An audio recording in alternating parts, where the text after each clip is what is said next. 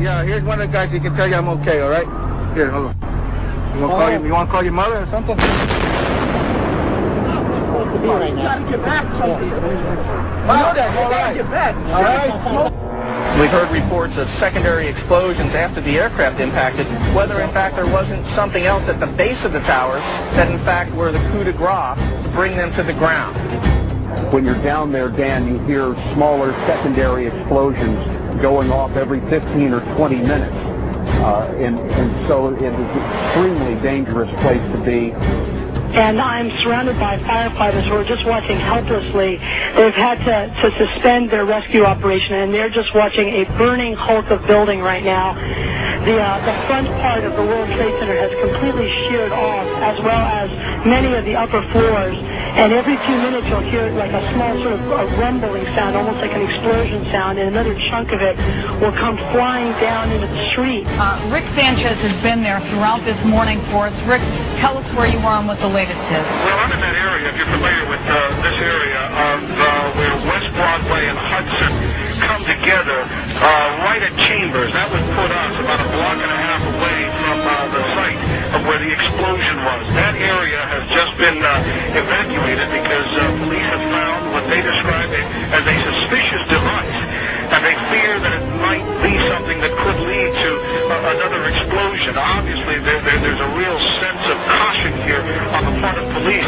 I spoke with some police officials moments ago, Chris, and they told me that they have reason to believe that one of the explosions at the World Trade Center, aside from the ones that may have been caused by the impact of the plane with the building, may have been caused by a van that was parked in the building that may have had some type of explosive device in it.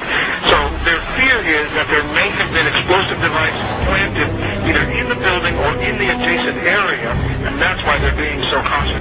We heard another explosion, and I'm assuming that's the one that came from the lower level, since there were two. And I thought, right, because it was like 18 minutes apart.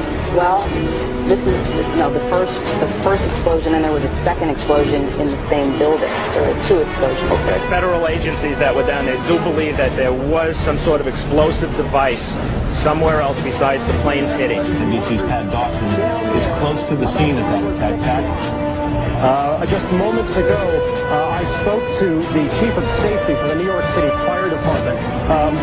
Chief Albert Turry, he received word of the possibility of a secondary device. That is another bomb going off.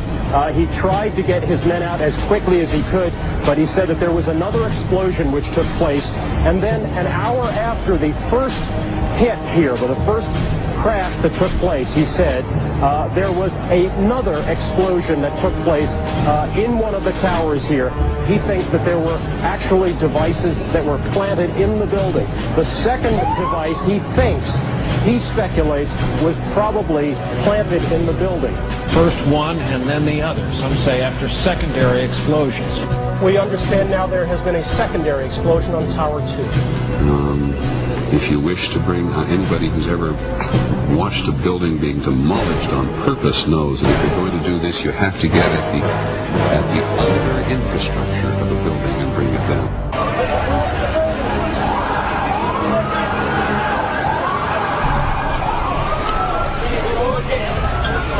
Bomb in the building, start clearing out. Sorry, you said the bomb? What'd you say? Bomb in the building, start clearing out. Got it.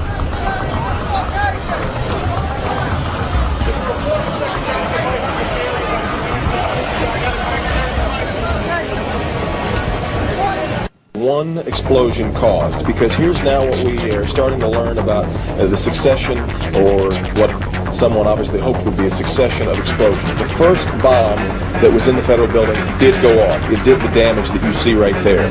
The second explosive was found and diffused. The third explosive that was found, and they are working on right now as we speak, I understand, both the second and third explosives, if you can imagine this, were larger than the first. So try to imagine two or threefold happening what we've already seen there. It is just incredible to think that there was that much heavy artillery that was somehow moved into the downtown Oklahoma City Federal Building. Two other explosive devices were found that were not detonated, and they were ranging from the first. I think it's another bomb.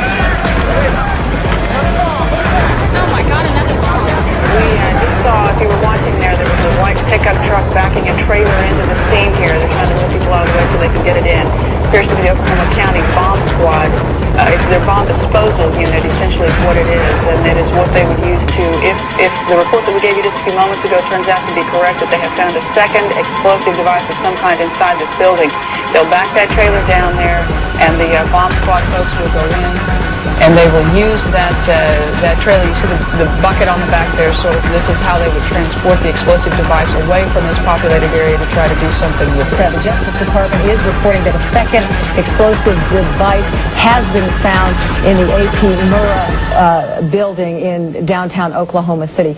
Mike, you're still with us, aren't you? Yes, I am, and I might tell you in addition to that, that in fact what we were told at the scene a few minutes ago was that in fact 2 different explosive devices were found in addition to the one that went off. So a total of 3. A total of 3. Now confirmed through federal authorities that a second bomb has been found inside that federal building in Oklahoma City. It was an explosion at 9 o'clock this morning that did that damage you're looking at right there, blowing off the entire north face of that building.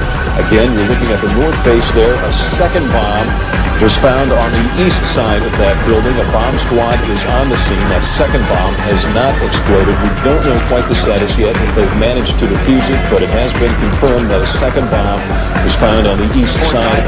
One device was deactivated. Apparently there's another device, and obviously whatever did the damage to the Murrah building was a tremendous, very sophisticated explosive device. So President Clinton just called Governor Frank Keating, and he says that 3 FBI anti-terrorist teams are en route to Oklahoma City. Right now, they are saying that this is the work of a sophisticated group.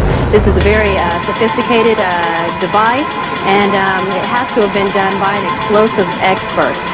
Obviously, with this type of explosion. The medical teams downtown are unable to get into the wreckage to retrieve the injured because of the presence of other bombs in the area. I just took a look down the street at the Murrah building again. I see another bomb truck going, so apparently they're going to try to get out that third bomb that's been talked about. Still a lot of activity around the Murrah building. Security concerns that another one still might go off. Fortunately, it didn't, because the second device that they found, we understand, was even more powerful than the first. They then found a third device, and you can see the look on this woman's face of the fear that she might have to go through the same thing again. They then found a third device, which was also larger than the first. Hard to feel lucky at this point, but certainly through some good work by some munitions experts and the explosive sniffing dogs, further tragedy is almost certainly been averted here. But it was a great stroke of luck that we actually have got defused bombs. It's through the bomb material that we'll be able to track down who committed this atrocity.